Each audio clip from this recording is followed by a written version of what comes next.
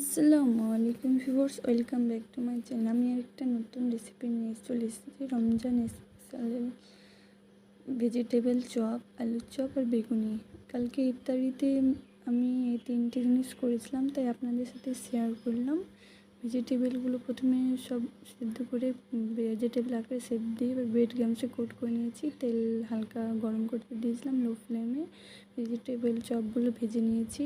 হালকা আস্তে আস্তে ভাজতে হবে, উল্টে পাল্টে 2 মিনিট অন্তর 10 মিনিট মতো ভাজতে হবে। খুব সুন্দর হয়েছিল ভাজা, খেতেও দারুণ হয়েছিল ভেজিটেবল চপগুলো।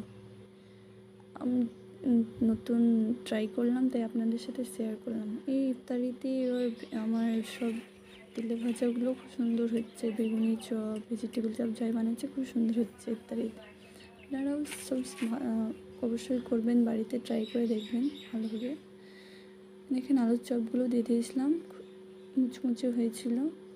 আলুর চপগুলোর মেন রেসিপি বেটারটা টেস্টনেসটা ঠিক করলে আলুর চপ বেগুনি দুটোই ভালো হবে। দেখেন হয়ে গেছে রেডি আলুর চপ বেগুনি। এবার চপগুলো তুলে নেব, তাহলে রেডি হয়ে যাবে।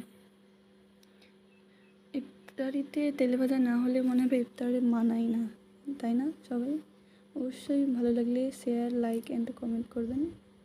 বাই বাই, আসসালামু আলাইকুম। আশা করি আপনাদেরকে ভিডিওটা ভালো লাগবে। Bye bye.